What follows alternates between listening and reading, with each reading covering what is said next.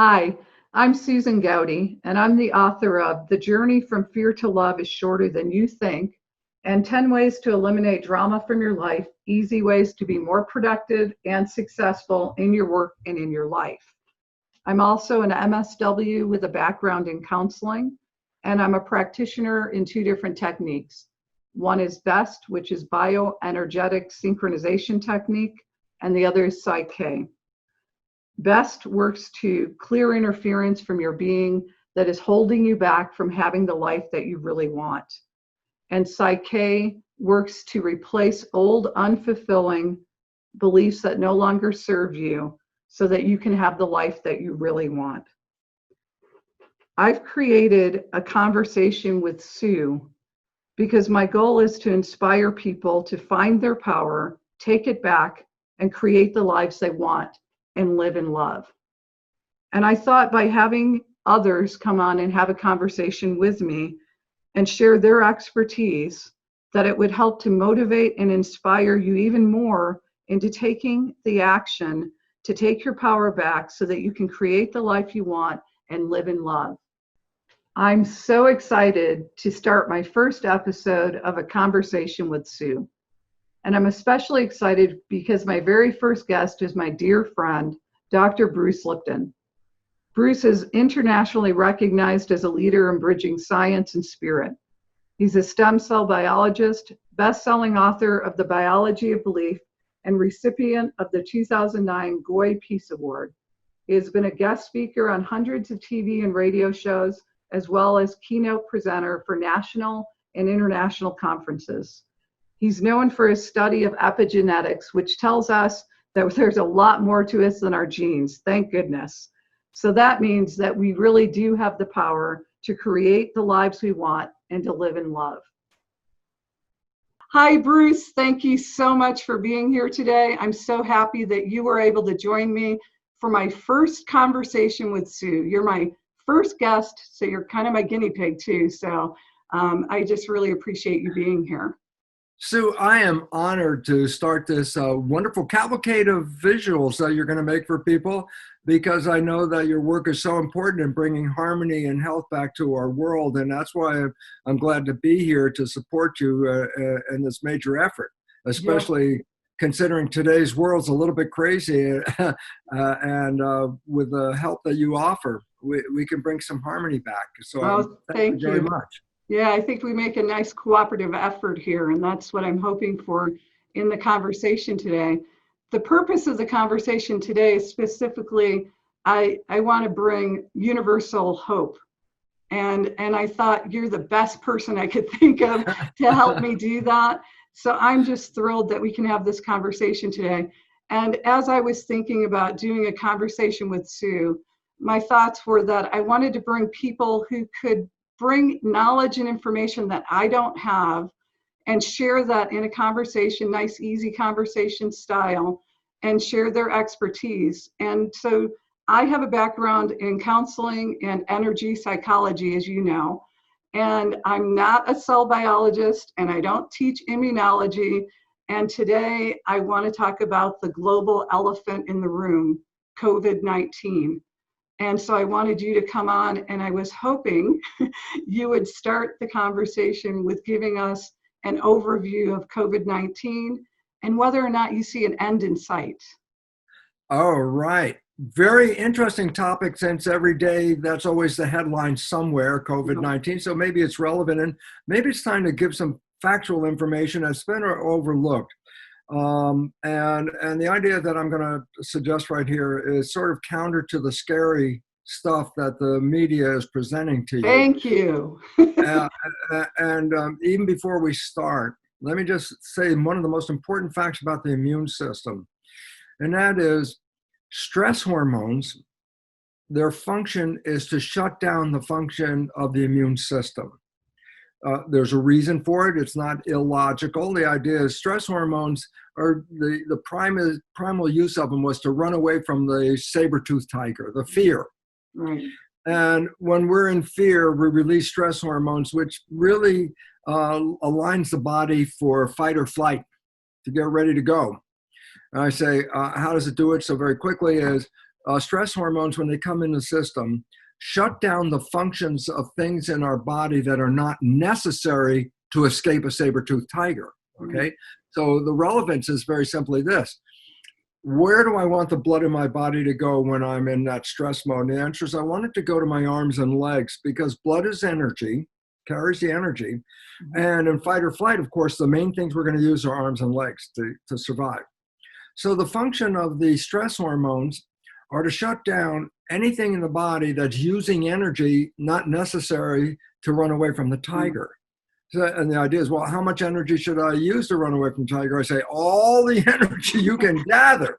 And I say, so when there are functions that are using energy that don't need to be on when we're running from that tiger, stress hormones shut them off. Right. So the first thing is this. Remember, the idea is to put the blood with the energy into the arms and legs. And so in the book, it says the blood is preferentially sent to the arms and legs in a state of stress. Well, preferentially also says, then where was the blood before it was going into the arms and legs? And the answer is most of the blood goes into the gut, the viscera. I say, why? These are the organs that take care of the body, maintain it, clean it, repair it, keep it in operating condition, okay? Well, digesting food and filtering and all this kind of stuff is not necessary when you're running away from a saber-toothed tiger. Right. So stress hormones cause the blood vessels in the gut to squeeze shut, to constrict. I say, why is that important? Because then the blood is not going so much into the gut, but now it's going out the rest of the body, into the periphery, arms and legs. As a matter of fact, the moment of fear is often experienced as butterflies in the stomach, when you feel a queasy. Yeah. Okay, what is that? And I say, that's the stress hormones actually feeling the blood vessels shutting off in your gut. You could feel it. It feels kind of queasy. Yeah. So that's number one. So basically, growth and maintenance of the body is shut down to use the energy to run away from the tiger. Number two, the immune system uses a lot of energy. When people are sick, frequently they have not enough energy to get out of bed. That's how much energy. Yeah. I say the immune system is protection from the inside. If I got virus, bacteria, parasites on the inside, the immune system is to protect me from them. So I say, okay, now let's put a theoretical situation here. You have a stomach flu, and the immune system is working on helping that, and you're being chased by a saber-toothed tiger. And I say, well, where should you put your energy? And the answer is, the heck with the flu. If the tiger catches you, clearly that's not a problem anymore. So most important fact that I'm getting here, Sue, and we'll come back to it, is the immune system is suppressed when stress hormones are put into the system. Right. And that is so that I don't use the energy to fight an internal threat when I need it to first escape the external threat. Okay? Yeah. Makes sense. And then I'm going to say there's a third character, and when these all get put together, we'll talk about it. The third character is this. When you're in fight or flight, conscious thinking is not going to help you, because conscious thinking is very slow. I mean, imagine your car is going into a skid. It's going out of control, and you stay in the conscious mind. This is what you would go, oh. And you just sit there and paralyzed going, oh. I say, what happens? The moment the car goes in the skid, the stress hormones are pumped right into the brain. Remember, you put the blood to where you need it. Thinking, you don't need that now. You need reflex behavior, reaction, no thinking, boom, boom, boom. So the blood vessels in the gut, just like in the gut, I was pointing to the gut now, and the blood vessels in the brain both constrict the forebrain, where consciousness is. Okay. Both of them constrict with stress hormones. Right. So that the blood in the gut is being pushed to the outside. But when I constrict the blood vessels in my thinking brain, the blood goes to the hindbrain, where reaction is going to occur. Okay. So when the car goes out of control, you're not paying attention. All of a sudden, you're turning the wheel, hitting the brakes, doing all things so fast. Automatic. That's because subconscious is now running the show. You become less conscious. You become less in control when you are now operating from programs, as you well know.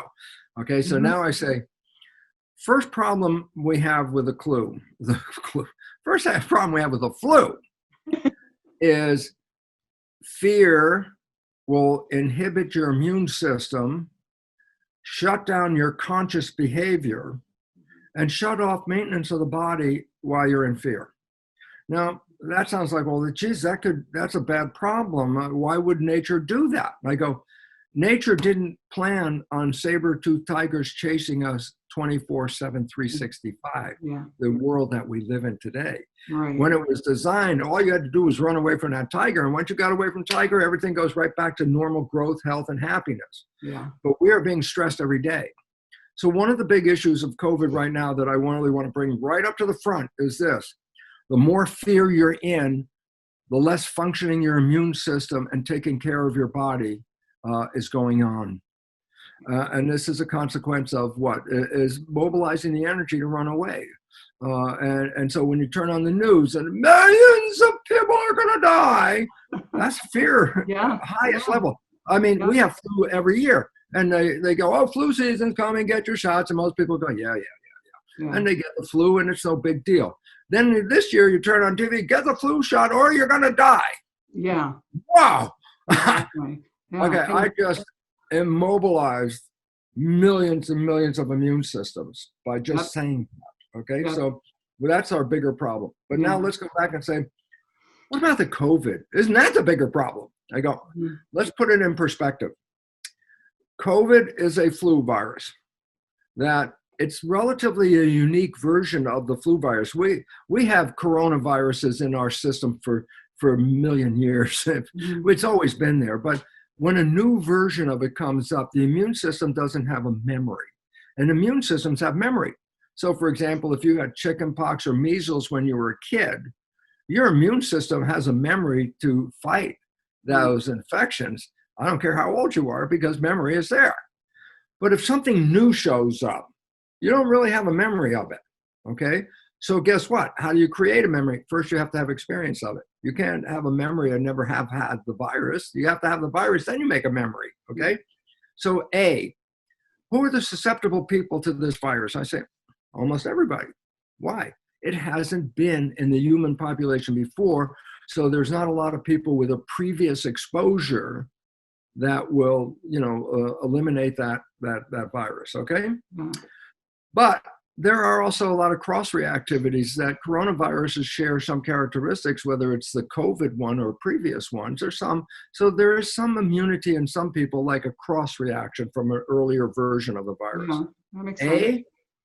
We haven't had the virus in the population, so everybody's susceptible. B, some people, lots of people, have enough of a cross memory from a previous version to neutralize the deadly effects that people are told about, okay? So I say, okay, mortality rate, biggest fear, started off with the first number saying millions of people are going to die, millions. Well, that all of a sudden says, Jesus, I could be in millions, okay?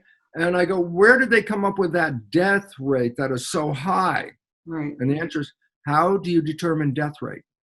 You take the number of people that died and you divide it by the number of people that have been recognized to have the disease. Okay? Let me give you a simple understanding. Let's say 5 people died and 10 people had the disease. So you take 10 and you put it into 5 and you find out 50% of the population that has that's going to die if you use that number. Right. Okay? Every time I put a bigger number underneath, the percent of death gets smaller and smaller. So when this initially was reported, who had the disease? Well, who died? Well, these people had apparently this flu and they died from the flu, which it is. Right. And I say, and how many people are reported to have that flu?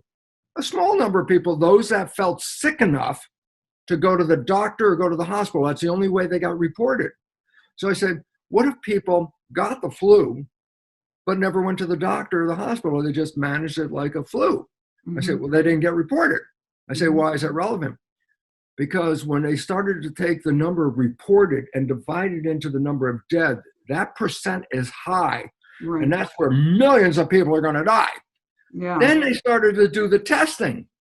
And they found over 90% of the people tested for the virus had the virus, but never went to a doctor, never went to a hospital, never got reported. But they have the virus. So I say, oh, wait, now add those people you didn't report as having had the flu. Now the number is really big. And this number stayed the same, but this one got bigger. And I say, why is it relevant? Because now when you look at mortality, it's higher than a regular flu, but not profoundly higher at all. A regular flu has, maybe 0.1 to 0.2%, and this one has anywhere from 0.6 to 0.6%. I say, well, yeah, it's a little more virulent. Is it deadly? For those that die, yeah, it's a serious problem. Right. But for the just general like the regular flu is. Yeah. So it's like a regular flu with a little more virulence. Right. Okay, and now comes, okay, but there's still a lot of people dying. Mm-hmm. Well, there's another problem here. Hospitals and the health system of the United States said to doctors, if a person has been known to be infected with the virus, no matter what they have, cancer, heart disease, whatever it is, right. If they had the virus when they died, then blame it on the virus. Yeah. So guess what? Now that the virus is here, cancer deaths have just plummeted. Heart disease just plummeted. People are not dying from that. Now they're dying what? From COVID. Because the law said, not only if you test it and you know they have the virus, here's the other part of the law. If you think they had the virus, put down COVID as leading cause of death. Yes. And I say, so there was some statistic recently said out of 155,000 or 53,000 people that died, when they went back and pulled out the cancer people, pulled out the heart attack people, the car accident people, when they pulled them out, it was only about 9,000 people that died with so-called COVID. Right. 140,000 of them. There were other things that compromised them. So they didn't die from COVID. And I said, well, and not only did the health department say, put COVID on there if you think they had COVID, let me add you another little factor people are not talking about. The government pays the hospital for every COVID patient. I think it's about approximately $10,000. And hospitals are businesses. Yep. And if every patient that comes in gets COVID, that's every $10,000, 10,000, 10,000, 10,000. Mm-hmm. And if they put them on a ventilator, they get 30,000. I say, if you're running a business, you damn well sure that everybody came in there, got COVID. Why? It paid for the whole thing. Yep. Okay. So there was an incentive there to mislead. Okay. Now, are people dying? I'm not going to take away the sorrow and all that from people are dying. People are dying. Right. And I say, then how come so many people more are dying in the US? Mm-hmm. And the answer is this. If the immune system is compromised and you've never experienced this thing, the immune system's job is to learn and react and create a lot of energy and effort to learn about the new virus. But if the immune system is already compromised, then it doesn't have the full activity available anymore because it's doing other things. Right. So here's a fact. And now when you put the numbers in, it's very important to understand. In the US, 60% of the population has at least one chronic disease that is using the immune system. Okay? Mm-hmm. But now let me give you this other number because this is the one. 40% of Americans have two or more chronic conditions simultaneously. Wow. These people are already in jeopardy. They got two things that are chronically using the immune system. Now the virus comes in. It's like, well, the immune system is not fully capable of handling the response. It's compromised. We've been weakened. We're weakened by the diet that we eat. We're weakened by the programs that we receive. All kinds of weakening. Mm-hmm. Look, they always used to say wolves are evil because they would kill something. I say wolves took out the weakest ones of whatever if they were chasing caribou. Right. They didn't kill any caribou. They identified the weakest caribou and took them out. Okay? I say, why is that important? Because they were culling the herd of the weak elements that left behind the strong elements. Yeah. That's biology. It's always been that way. Right. Yeah. Now I look at human population as a herd and I say, man, the coronavirus is the wolf. Yeah. It's coming in, and guess what? If you're already super compromised, you're in trouble because your immune system is not ready to fully make a response against this. So the numbers in the U.S. are high. Why? Because the population in the U.S. is so compromised by the stresses of living in the American dream, which is really the American nightmare. Right, exactly. No. Now, and think about when the economic crisis hit, hey, it was bad enough that on the TV, you're going to be a victim, you're going to die, be afraid, be afraid. Right. That was bad enough. Now, after this, I'm sorry, your job is closed. We're not doing that job anymore. We don't need you in the restaurant. We don't need you in the store. We're not dealing with people. We shut down. I go, how many people live week by week? Right. I got my paycheck. It covers this week. Right. If I miss a paycheck, I'm in a lot of trouble because I was living depending on that paycheck. Yeah. And so many Americans are at that level of week to week. Then I say, what is the consequence of a stress when you don't have any money and you're living week to week? Yeah. The answer is, oh my God, that's one of the highest stresses of all things. No more survival. I can't survive. I don't have the resources. You want to talk about stress? Threatened survival. That's it. How many people are going to die? Millions. Stress. How many people have no money to pay for next week's food? Stress. And then you look at it and go, my God, a lot of people are dying here. Yeah. And they're dying.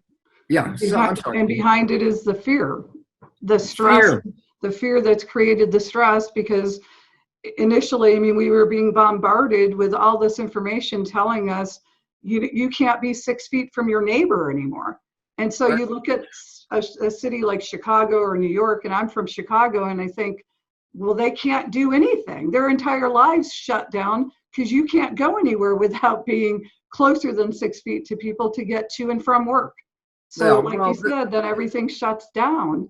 And that's the belief system that we bought into because somebody said so. Right. And exactly. I go, and what did we do that, let's talk about why the surge is on. It's coming back. I say, it never left.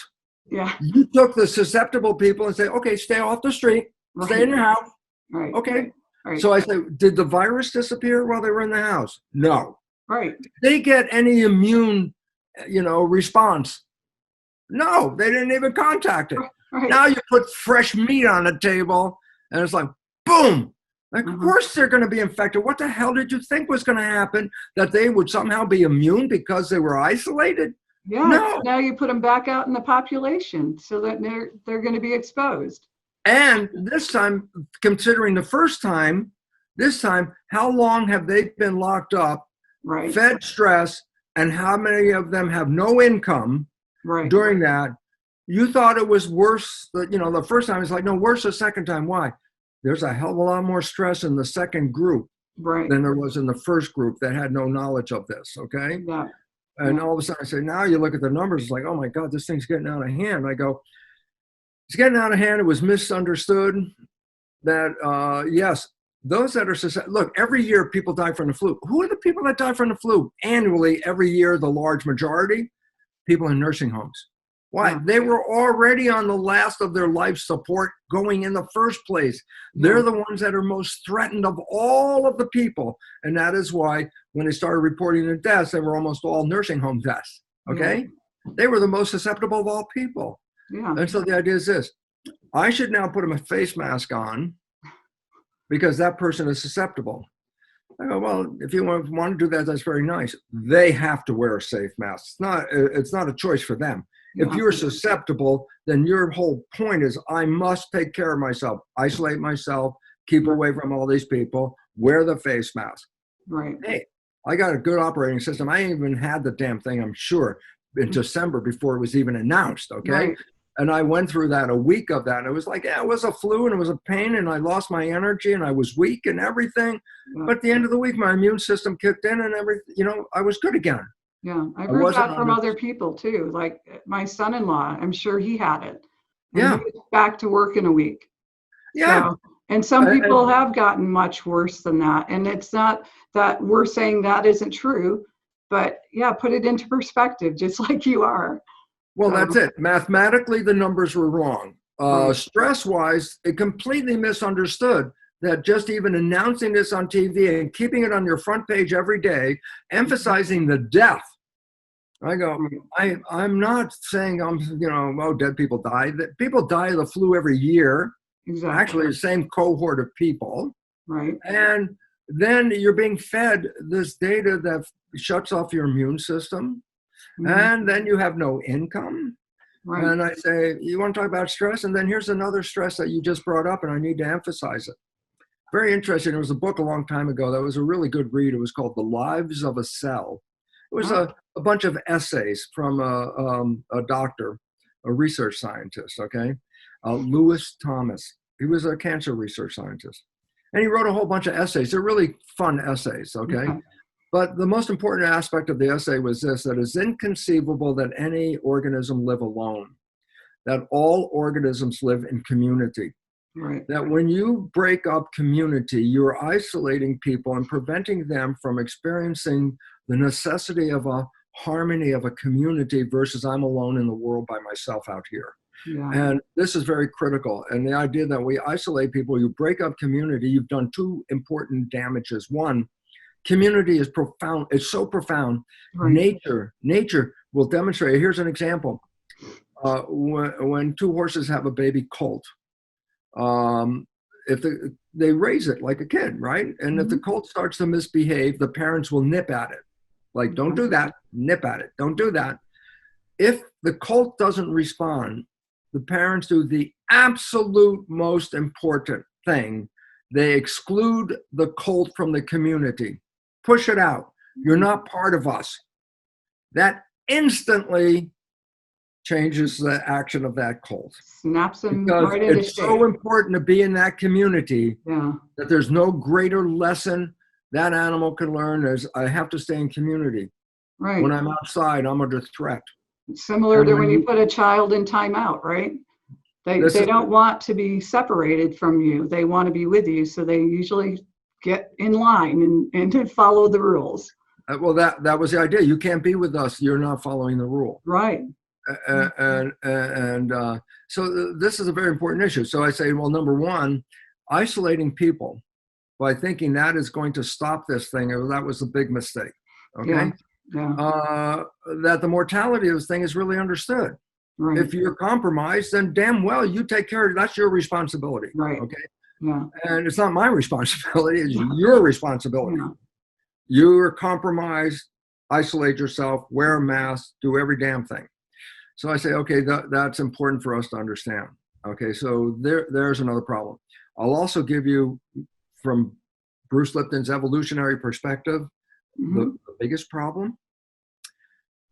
People only have power when they are in community. If people are not in community, they wield no power over their life or their existence.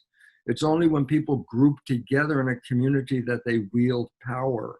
If I can make the entire world break the community, I have broken the entire power structure of humans on this planet because they're no longer participating as a community anymore. And that's when the whole thing fell apart. And that the fact that this was the essential essence of introducing a global world government where one voice said, put your mask on. And everybody around the world put the mask on. Right. All of a sudden you start to see, well, and then tell them, keep away from each other. No community. It's like, disconnect, things go over, game's over. You have lost the control. You have no idea what the hell was going on when you've been hiding in your house. Right. And this becomes important. So, in an evolutionary perspective, that's de-evolution. Exactly. Because evolution is community. Well, and from my perspective, that's so unhealthy and wrong for individuals to be separated like that. We need each other. That's how we grow and we expand and we do wonderful things in the world. And what I've seen is people being isolated. That's why they're now depressed and they're angry and they're just pissed off because they've lost that community. And that's the fear, the whole fear thing, because everything on the end of fear is hatred and anger and despair and hopelessness. Separation. Yes. Separation from love, because love's on the other end of the spectrum. Yeah. So everybody's been pushed way over to the side of fear. And then no wonder so many people are getting sick, whether they have COVID or not, they're getting sick. That's the game. Yes. I can create any disease with consciousness. Right. I can, let's give people the positive side, because that's so new agey. Okay, let me give the positive side. Yeah. What is the placebo effect? I take this pill because the doctor said this is the magic new pill that's going to cure me. Right. I take the pill, I get well, Mm-hmm. but find out the pill was a sugar pill. Right. I say, then what healed me? And the answer was not the pill. Exactly. Your belief in the pill, a positive thought. Oh, finally, the one that I've been waiting for. This is it. I'm going to get well. I see myself getting well. Yes. And you get well. Positive thinking, Right. placebo effect. From 1/3 minimum to up at least 2/3 of all medical interventions are cured by placebo effect, not by the therapy. Yes. Okay. Now I say, so why is that relevant? Oh yeah, but that positive thinking healed me. And then I go, what about negative thinking? Oh, we never talk about that. I go, negative thinking is equally powerful in shaping your life as positive thinking, but in the opposite direction. Negative thinking can cause any disease and can cause death. The fear can cause death. Yeah. And I say, oh, so positive thinking, that's placebo. Mm-hmm. Negative thinking is called nocebo. Okay. Has anybody been out there telling you if you think a negative thought, you just compromised your life? No. What are they giving you? Negative thoughts, negative thoughts. And I go, every time that happens, there's a compromise, and a compromise of your health. And you can be scared to death, and you can create cancer anytime, because cancer isn't caused by a gene. Cancer is caused by living out of harmony. Exactly. I agree with that. The negative, this is so important. Yeah. And that 90% of doctor visits in this country, U.S., 90% of doctor visits are for stress-related ailments. Yeah. And how much is genetics contributing to illness on this planet? You ready? Less than 1% of disease is connected to genes. Mm-hmm. Where's it coming from? Yeah. Consciousness, which controls genes, epigenetics. Yep. Your beliefs, like the biology of belief says, it's your beliefs. Hey, you know that book, The Biology of Beliefs. That's a good one. Yeah. In fact, I have to show you something really quick, because I can't believe I found this, but I have an original copy. Oh my God, that was ancient art. Ancient. Yep. Yeah, I'm going to keep almost it. Like cave painting. It might be worth something someday. But I don't even have one of those. Well, if you want it, we can negotiate later. But so I mean, of course, that's how you and I met.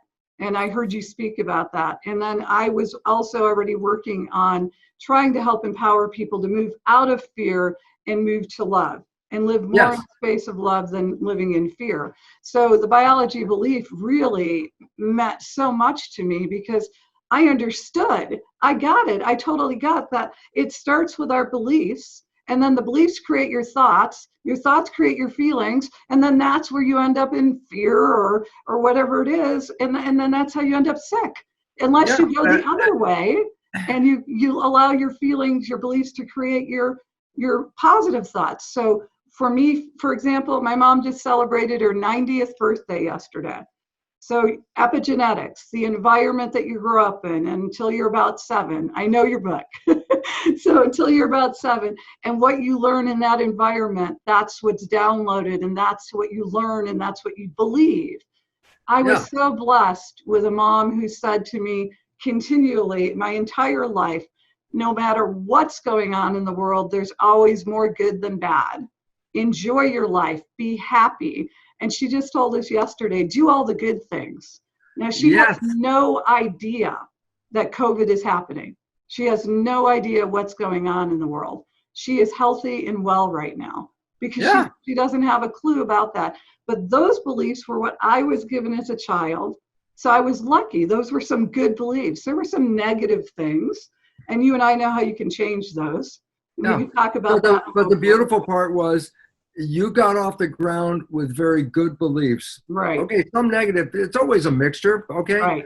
But there's a difference when the average person, not you, average person, when you calculate good or negative beliefs, that the negative ones outnumber the positive ones.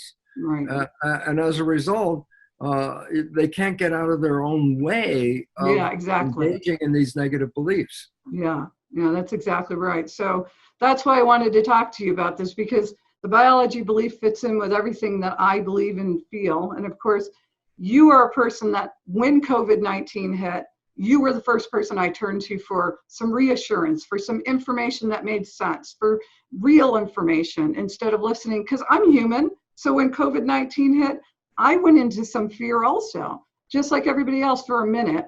And then I thought, you know what? I know what I believe, and I know that I'm safe and I'm well, and everything's always working out for me. So I actually wrote an article, 10 Ways to Move Away from Fear and Drama in the midst of the coronavirus. And I did that very quickly, but not just for other people, also for myself, because I knew that I needed to boost up and remember what I know and what I was raised with and what I believe in my heart and what I learned from you. So but it's interesting to watch. Like you said, the news is feeding you all of this negative information. For the average human being, it's perfectly normal that they're going into total fear, fight or flight. And then they don't have the energy or the resources to even deal with it. It's just so sad to watch it because they don't have the information. So I'm so glad that we're having this conversation today to give people more information so that they can help themselves and know that they can be okay even through all of this. So, Yeah, we've been talking about how our belief system controls our biology and our genetics. This is the biology of belief story that takes it from a new age. Oh, that's a neat idea, have a positive thought. No, biology belief takes how does positive thought turn into chemistry, and how does that chemistry control genes, epigenetics. That's the sciencey part of it, okay?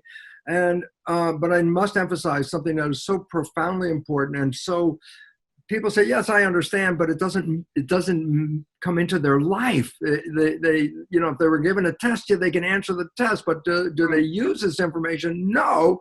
And I say, what's the information? I go, it's from quantum physics. And everybody goes, oh God, that's like crazy. Nobody knows that, I go, quantum physics is the most valid science on the planet. There is no science that has been tested more and found to be as accurate as quantum physics. It is the most truthful of all sciences. If you're going to question a science, the last one you question is quantum physics. I go, so I say, principle number one, quantum physics from day one, 1927. Consciousness is creating your life experiences. And I go, mind is control. It is so, from the very foundation of quantum physics, Max Planck, one of the founders of quantum physics, wrote, mind is the matrix of all matter. And I say, why is it relevant? Because at that time and continuously, quantum physicists recognize that what happens in our world is not an accident, but it's connected to our consciousness. We are manifesting an experience, and then we live that experience. That consciousness controls us. Now, again, sounds like a new age thing, but quantum physics has been here essentially almost 100 years. Yeah. This is a fact of science. I say, yes, in 1927, when it came in, those were the facts. And I just say, in a more recent article in Nature, and that's the most prestigious scientific journal on this planet, Nature. Okay. I say, what was the article? It was called The Mental Universe. It was by a physicist by the name of Richard Conn Henry, and he's a physicist at Johns Hopkins University. So let's look at it from this perspective. The most prestigious scientific journal in the world has an article published in it by a professor of physics. The article is entitled The Mental Universe. It's all about just what I said, how consciousness is influencing this world. I don't want you to read the article, excuse me. I just think the last sentence, which I show in my lectures, and this is, again, the sentence right out of the scientific article in the most scientific journal, and the sentence reads, the universe is immaterial. It's mental and spiritual. Live and enjoy. Excuse me. But what's the point? After 100 years, the principle of quantum physics is exactly the same. Consciousness is creating this experience. We talked about positive consciousness creating health in a system, which is manifesting a reality. we can talk about negative consciousness creating a negative reality.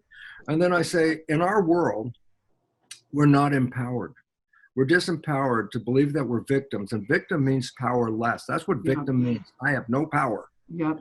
And we are programmed, even your health. Oh, you don't have power. Your genes control you, and you didn't pick them, and you can't change them, and they turn on and off, and they control your life.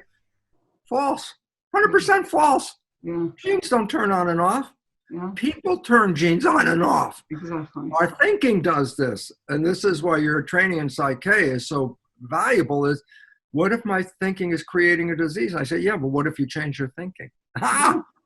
And everything will change. Right. Yeah. So just because my father was an alcoholic doesn't mean I have to be an alcoholic. If I change my thinking, I change my beliefs. And this is problematic because AA does an amazing job. They help lots of people. I'm not knocking them. But I will say there is one problem, because in their teaching, while they're helping people, they also hobble people. Yeah. Because they say alcoholism is a disease and you'll never get out of it. And if you ever have a drink, you're going to fall in the gutter. And I go, what did you just program? Yep. You program, I want to help you, but if you have one drink, you're going to go to hell. And the idea is, once a person has a drink, then where do you think they go? They didn't get better. They then went back downhill again. Right. Because you've already programmed that. They got sentenced. They just got sentenced for the rest of their life. They've got the diagnosis as an alcoholic, and it's never going to go away. And it's not a gene. Right. Alcoholism is behavioral. Exactly. and it's learned. Yes. So that's why, do I want to treat the body or I want to treat the mind? Cancer.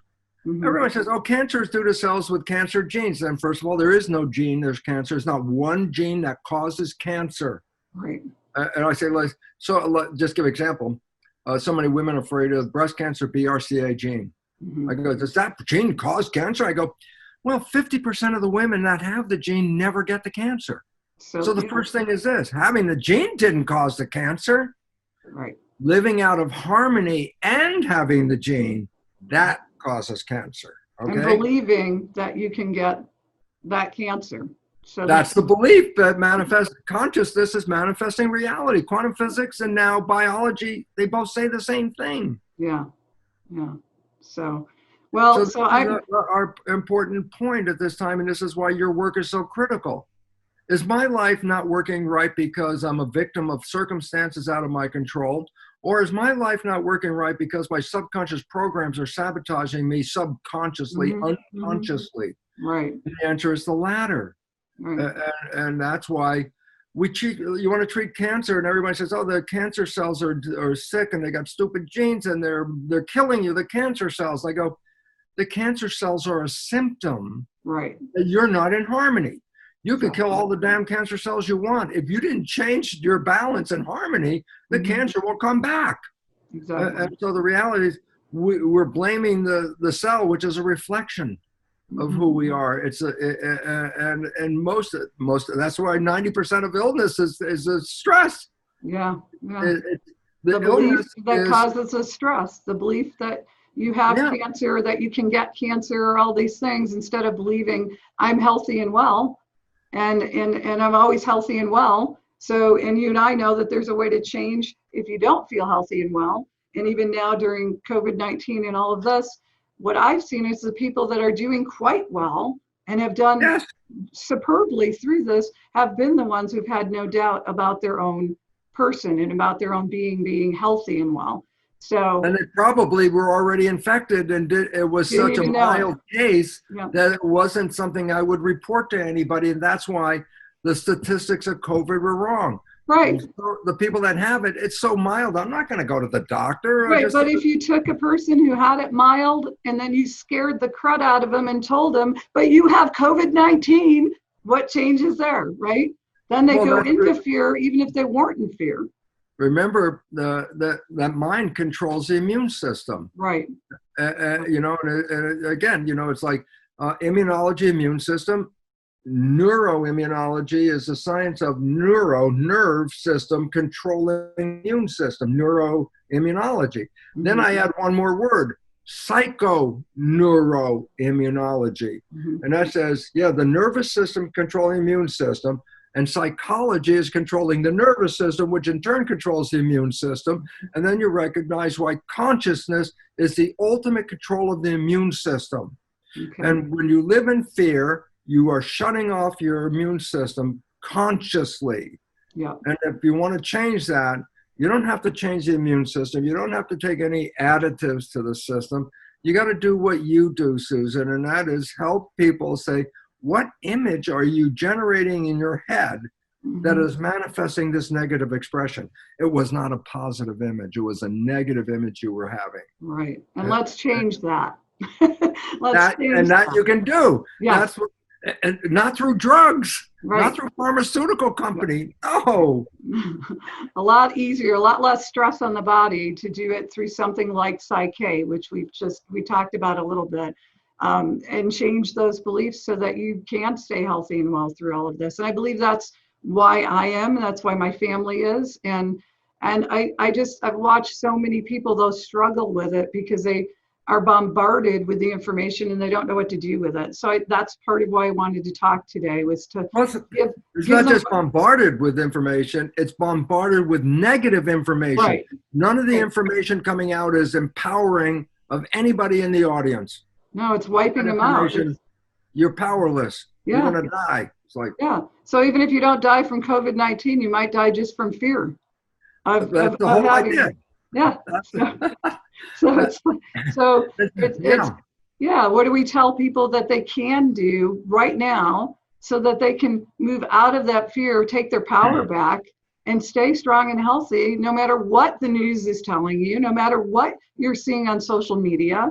I mean, I wrote the article and gave some steps and things, but there's so much more. What would you tell people? What do you think they should do to change their response and the reaction so they're not in that fight or flight? And to understand, they need to understand so much here. What you said is you're not helping yourself. You're only hurting yourself by staying in fear and listening to all this stuff and not changing your thoughts and your beliefs. You're causing the damage to yourself. The idea of what is the function of the mind? If I just wanted to put in the most concise statement of the function of the mind is, the function of the mind is to create coherence between your beliefs and your reality. If you have a negative belief, then the function of the mind is to generate whatever kind of behavior that will manifest an expression of that negative belief. Then that's why our lives feel so normal, because our beliefs turn out. And it's going, yeah, see, I told you that was going to happen. I go, well, you created that with the belief. Yeah. You know, and people don't get that.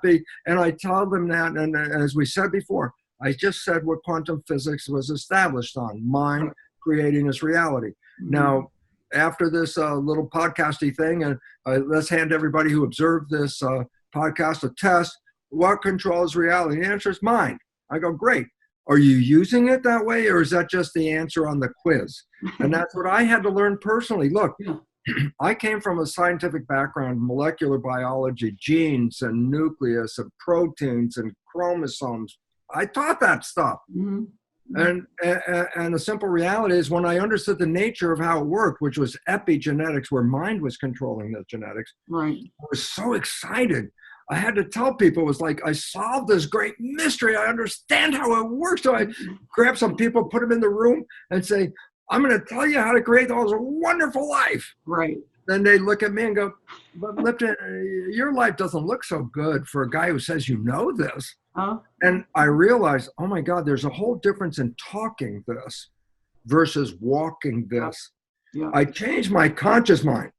Yes, it has the awareness of the new understanding. But my subconscious programs, they didn't change because I got that. They're still the original ones. Right. And since my subconscious is running my life and your life and everyone's life about 95% of the time, my new knowledge of this heaven on earth possibility was just academic knowledge. It never got into my control mechanism. Right. And therefore, even though I was aware of it and could pass the test, my life did not match what I was saying. And that's when I had to do the belief change stuff that you've become so proficient at. I had to change my belief. And that was then in alignment with the quantum physics as well. And once I did that, guess what? I have been living heaven on earth about 23, 25 years now. Yep.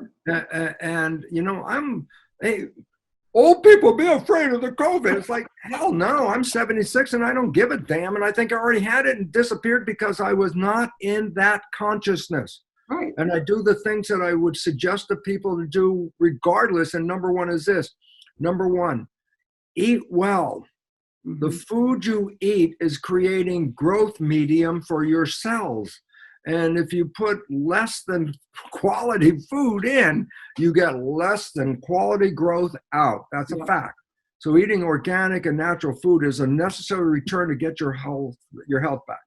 Taking vitamins, minerals, and supplements. Yes, because the food that we eat today doesn't really give us the foundational elements that more ancient people had when they were living in a good environment. Yeah. And this is also another important aspect is exercise. Yeah. Exercise meaning, what am I doing? I'm strengthening my cardiovascular system. I go, well, why should I do that? And I said, that's the delivery system of the immune system. If that's working good, then the last thing is the one that you and I emphasize, and perhaps even more important than anything else I just emphasized, is be aware of your consciousness. Yeah. If you're focusing on the fear, you will manifest something that will be fearful. Exactly. And when you are programmed to be afraid, that means you are basing your life on a fear and trying to hide from a fear. And it's like, no, if you have fear in your consciousness, then the function of the mind is to generate before you a reason to have that fear. Exactly. And then you will manifest it, whether it's ill health or a problem on the outside world. And that's exactly right. Manifesting it, like you said, you will manifest whatever your thoughts and your beliefs are. That will come to. Because we are powerful human beings. We are powerful beings. And we can create anything we want. So if you want to focus on the negative, that's what you're going to create. But like my mom, who's 90 and isn't even aware of COVID-19, she's perfectly healthy and well. Because, like you said, she didn't have that information. She didn't have those beliefs. So there you go. It's just and it's so empowering for people to know. Yeah, they need to know that they have. There's ways to rise above this, and that the sky really isn't falling. There are things happening out there. I understand, but I think that we're going to end up in a good place. We might have to go through, like you talk about in your last newsletter, the voracious caterpillar, and we've been in that stage, and now hopefully we're starting to get to the nice gentle butterfly touch. To me, the voracious caterpillar, that's the fear part, and that's acting out of fear. We're acting getting more. I'm afraid the more I have, the better off I'm going to be. I said, you have $100 billion, but if you have COVID and you have a lousy immune system, you're in a lot of trouble. I don't care how much money you got. Right. And and then what happens with the COVID, when people are in fear about that, they become that voracious caterpillar in regard to ripping apart, everybody else, because here's what I notice. When people are in fear, they're going to defend it. They're going to defend their position that there's a reason for why I'm in fear, and they will defend it. They'd rather be dead right than wrong. So, well, that's exactly a very interesting way of saying it, because that's absolutely true. And the idea is quantum physics, new biology, the things we've been talking about still come down to the bottom line. It says, what are you thinking? Exactly. And are you using your conscious mind, which is about 5% of the day, or are you using the program of beliefs and things you downloaded from others? You're in a situation, Sue, that you had a good teacher, and your programs come off on a very solid foundation. Yeah. But that's the exception to the rule. Yeah. Most people, as I said, their programs are beyond 50%, are not supporting them and sabotaging them, and then they run from these beliefs 95% of the day, and all they see is it's all falling apart, and they don't even see that their own behavior is contributing. So if it's falling apart and you don't think you're a participant, then what are you left to think? Is that it's the outside that's keeping me from having all the wonderful things I want. It's the environment, it's whatever it is. Those people are keeping me from getting this, and not realizing it's your own behavior that is manifesting this. But Yep. it's not your conscious wishes and desires behavior, it's your subconscious program.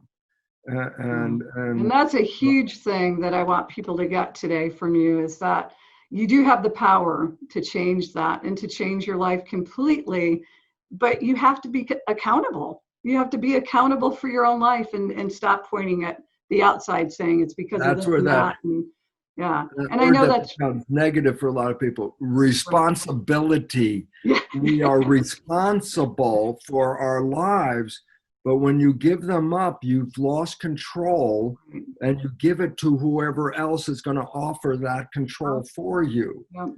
And this is why doctors' diagnoses are so troubling, because as a patient, okay, what did I learn in my first 7 years? I don't know about health. The professional knows about health, Mhm. and that doctor. And if I see the doctor and the doctor says X, Y, or Z, then that is my truth, because well, I don't know about it, but that person does. So we give up power to someone we think has more data knowledge than we have, and then their words become our life. And Right. that's why a diagnosis is so scary, because most diagnoses are, well, this is bad and it's going to get worse. It's like, Yeah. oh my God, I'm in a lot of trouble already because the doctor told me this is what's going to happen, this is what's going to happen. I go, you know what? Then you proceed to reveal all of those aspects of the diagnosis. Yeah, I started to get this, then my hair fell out, and then my digestive system fell to the floor, then I had the palpitations. It's like, oh, everything they said. What a coincidence. I go, that's not a coincidence. That's a program. But And you've just that's been programmed. right. But that's how they will try to convince you that their doctor is right, because Yeah, they said this was going to happen, and all of this is happening. And so it's so important to try to get people to understand, but it doesn't have to happen that way. You can I decide not know. to believe the doctor. You And can that's why. decide to believe something else. And So that's why your life and my life and those around us that are living this way represent, do I have to be that, or can I be this? right, And as I said, 50 years I was that. I was whatever the programming was. And right, I really got some bad programming from my parents about how to be in a relationship. That sure as heck threw a monkey wrench in my life. yeah, But once I understood, wait, I'm the one that's replaying their programs, and I'm the one that can change the program. right, And when I have people around me like you, Sue, who can help change these programs, which I did, right, and help rewrite these programs, then I happen to write a book called The Honeymoon Effect, yeah, because it says, what happens if you get out of the program? And the answer is heaven on earth. And I go, basically, as we've just been talking about, 95% of your life is coming from the program. That these programs are mainly negative and disempowering. So every day your life is blah, blah, blah, blah, blah, blah, blah. And then one day you meet someone special, you fall in love, and 24 hours later, your life is not blah, blah, blah anymore. Your life is, oh my God, this is so wonderful. I love my life. Everything is so beautiful and joyful. And oh, I have so much pleasure being alive. And I go, that's the honeymoon. I say, wait, how'd that happen? And so now the science is clear. You stop playing the program when you fell in love. It's equivalent in that movie, The Matrix, of taking what is called the red pill. right, What happens when you stop playing the program? Then your life is not coming from your subconscious. Your life is now coming from your conscious. That's creative wishes and desires. So I say, the moment you stop playing the program, 24 hours later, you're on heaven on earth. yeah, I go, you know what? Heaven on earth was always there until you drop back into the program. Once you drop back into that program, honeymoon's gone again. yeah, And there's nothing clearer than that, to right, say, how did I go from blah, blah, blah to heaven on earth in 24 hours? I say, simply stop playing the damn program that was sabotaging you, that you didn't even see you were playing. But the moment you stop playing it, uh-huh. heaven on earth. And you created a new program. A better one, a much better Yeah, program, the one that I wanted, because if I'm the creator, why would I keep playing the programs I downloaded from my dysfunctional right, parents, right, in their relationship? yeah, I was playing that program unconsciously 95% of the day. yeah, But once I understood that my life was coming from the program, saw the difficulty in my life as a program, then saw the simple resolution. exactly. Rewrite the program. Rewrite the program. Yeah, I think that's a huge point right now, is rewrite the program. And it is hard for people to try to do that with, like you said, so much false information.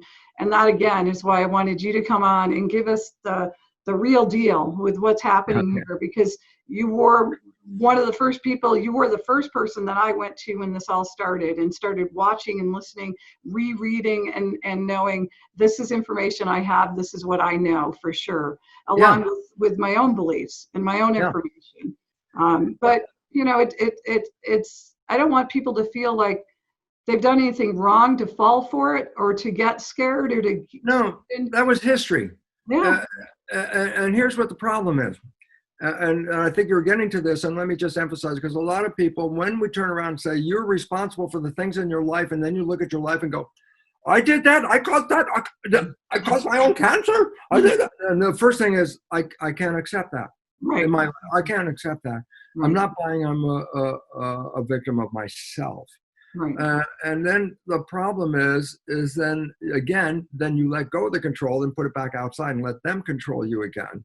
And the issue is, there's a given fact of the physics. Consciousness is creating our experiences. It's your consciousness is creating your experience.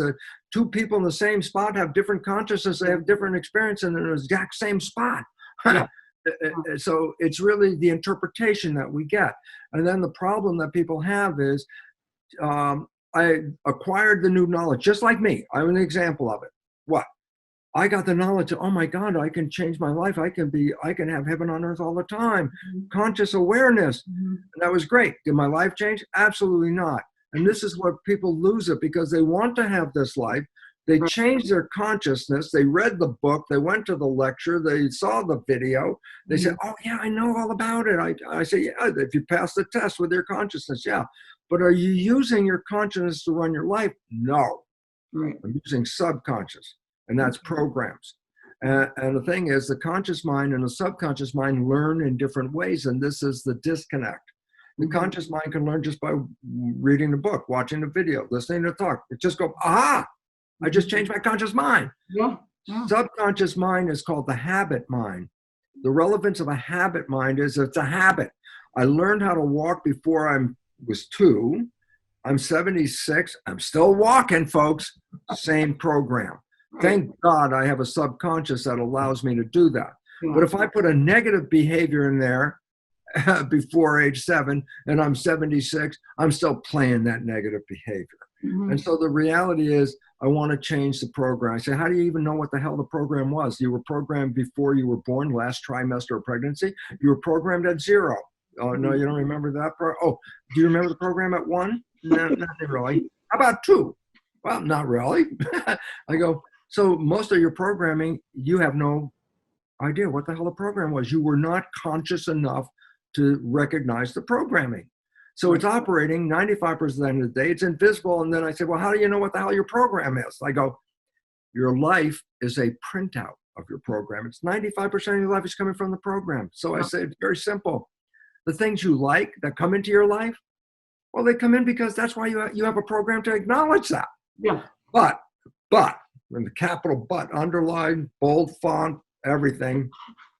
But the things that you wish for and desire, but you have to work hard and struggle and fight over and put effort into it and sweat over, and I'm working real hard, I'm going to make it work.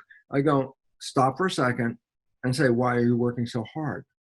And the answer inevitably is, the original thought is, I'm not going to get it.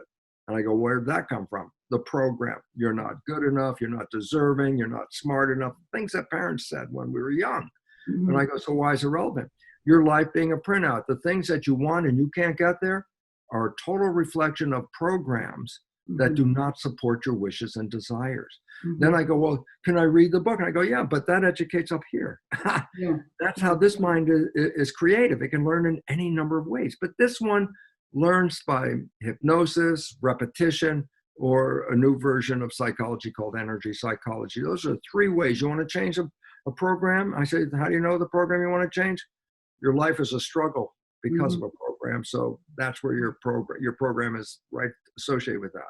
And I say, you want to change it? And I say, well, Hypnosis, self-hypnosis is one way. And I say repetition, fake it till you make it, pattern creation, or fast Yeah. is energy psychology, because that induces something called super learning.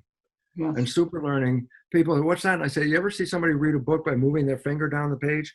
As fast as they move, just like that, as fast as that, they read every word on the page. Well, They can stand in a bookstore and in 5 minutes read a book by just turning the pages and going like that. Okay? And that's super learning. I said, but if you can engage super learning in reprogramming, how long does it take to reprogram something, which most people say, oh, programming is so hard and difficult, I got to work a lot. I say, how long does it take if you're using super learning and energy psychology? Minutes. Yep. Minutes. Yep.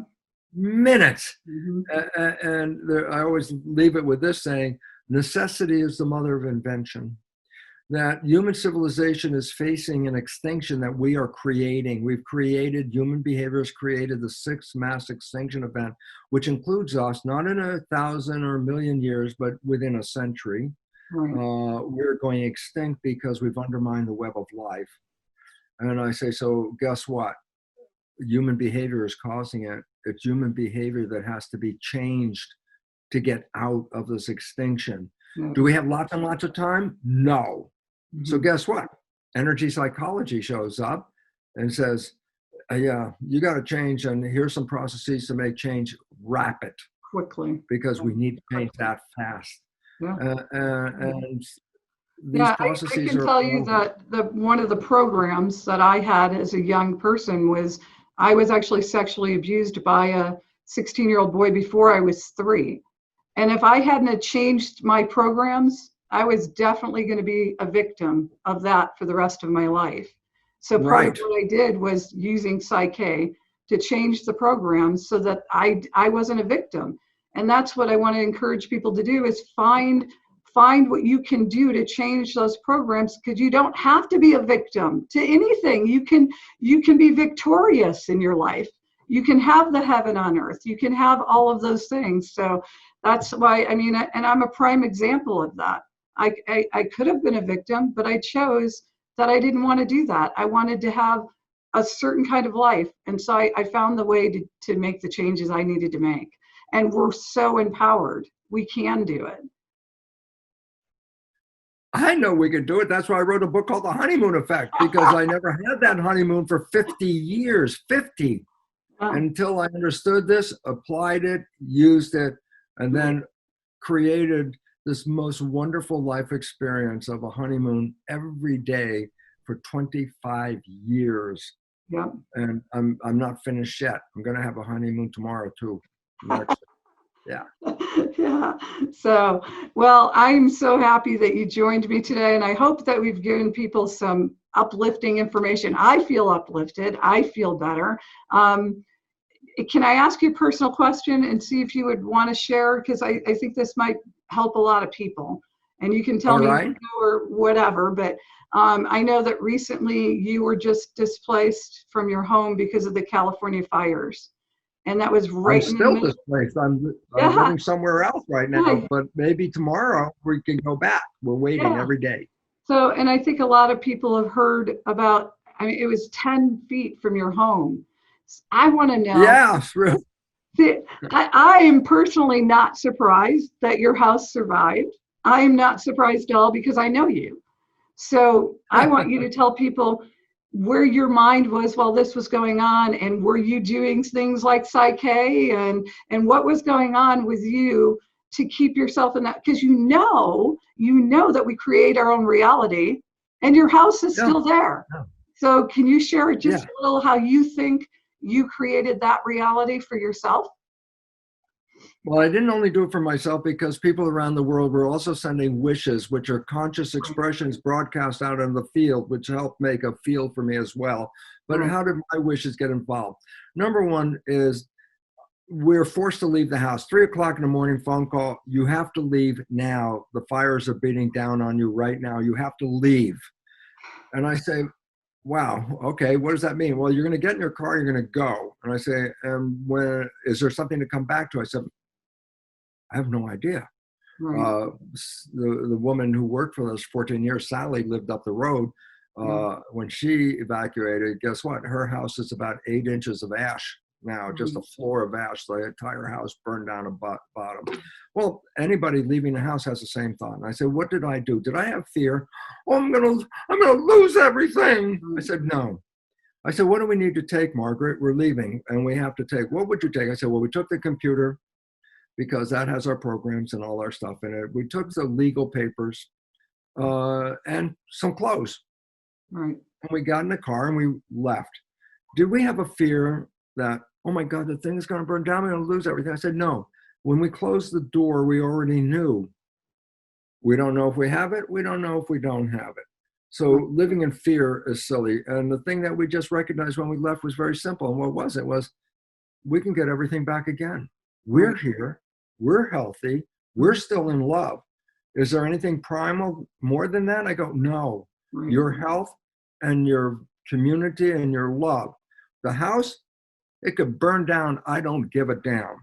I mean, I'm going to miss a lot of things, but I'm not going to cry and ruin my life because something I've held for 30, 40, 50 years has disappeared. I get something new. Matter of fact, I'll have less than I always had because I always found out I collected so much stuff. I don't want that much stuff in my life anyway. I wasn't wishing for it to burn down. What was I wishing? Margaret and I are safe, we're healthy, and we can leave this area. And if I would have held a fear in my head of what's the fear? The visual of what? My house is on fire. What would I be manifesting? Right. There was no fear to that. It had to leave. It wasn't even there. Because what is important in your life? Get down to what's important. Are you healthy? Yeah. You have a loving relationship? Absolutely. You need anything more than that? No. Yeah, exactly. That is it. Yeah. And if you have that, everything else you can get again and replace it. It's irrelevant. But too many people hold on. My favorite picture and that, the silverware and the blah, blah, blah, and the blah, blah, blah. And I go, hey, it wasn't. And walk away with what? No fear. Right. If I need another place, I'll get another place. It's not the first time I've lost things in my life. There you go. And I'm still here. Yeah. And you stayed in a place of love. And absolutely, because that was the only thing that mattered. Right. The house is not relevant, except that we hold material things in front of us as a reflection of who we are. And I go, you're not the material thing. You're the thing behind that material thing. If you think the material thing, you put all your effort to say the material thing, you fail to identify who are you behind there. You're much deeper than that. You're much deeper than that. I'm enjoying my life, for God's sakes. I can enjoy it in the old house or a new house or an apartment or a nice little bungalow on the beach in, Caribbean. I could do that too. Yeah. Well, I think that's beautiful. And I think that's a great way to end our conversation today. And I think that we are going to help a lot of people just having this nice conversation, giving real information even about ourselves, sharing some of that. So people know we are human and we did some things to get to where we are, and we're not living in a place of love because we didn't recognize that we would rather be in love than in fear. So, absolutely. And I a lot of people I talk to, new age people, well, when I'm finished with this life, I'm going to a better place. And I'm going, if you didn't think this was so good, that was a problem right there. This is beautiful. As a planet? Are you kidding me? It's beautiful. And I would add that if they're thinking they're going to go to a better place because they don't are now. First, enjoy the one you're at. I don't want to not come back here. I'd like to come back here with the knowledge I have now, because the next time around would be really fun to start off with. Get your programming done day one, and the rest of it's going to unfold beautifully. Exactly, because if you think that this isn't so great, guess what you're going to get again? It's not that great. It is. Thank you, Sue, for now. letting me be here. Thank you so much. And more importantly, let me thank our audience, because our audience are those people looking for answers, and the answers are not in the box. Right. And so it's really important to recognize you stay in the box, you're going to get the same damn thing that's always going on in that box. That box is crashing, it's failing. Don't put your energy into the box that's coming down. We're putting our energy into something new we're building. Right. And this is this moment of you have a conscious decision to make. You want to be the victim of an old world that scares the hell out of you right now? Right. Or do you want to be the creator of a new world, Mm-hmm. which is heaven on earth? And as I said, you've touched it before. Yeah. You've touched it. And if you thought it was good, I can tell you it's really worth going into. Yep. And even if you think it sounds scary, go for it anyway, because when you get past that, I remember when I realized I had that power and I could do that. I could create the life I wanted. I was elated and felt wonderful. And then 2 seconds later, I was scared to death because I thought, oh no, I'm responsible and I'm accountable for my life. So I can't blame mom and dad or my brothers or anybody else now. I have to take responsibility. But I know that I'm so glad that I did it. I'm glad I took the leap. And then I took the responsibility and I went and figured out how to create the life I really wanted. So thank you, Bruce. Well, thank you, Sue, for being along with me, another person who has taken their life and put it in their own hands, because it's so much more enjoyable to be in a life where you can make the decision rather than you making the response. Yep. And this is the joy of and look being how much creative. fun we're having, even in the middle of COVID-19. COVID-19, not my problem. Not my problem. So that's a great message. We're just going to keep having fun and enjoying our lives. Well, Bruce, I appreciate you being here. Thank you so much. Thank you. Yeah, and you know how much I care about you, and I love you guys, and I'm so glad. Hopefully, you'll be going home soon. I hope that happens. And I'm very proud of you. Oh, thank for you. taking your desires and wishes to get out and get this message farther around. I saw you take it and doing it.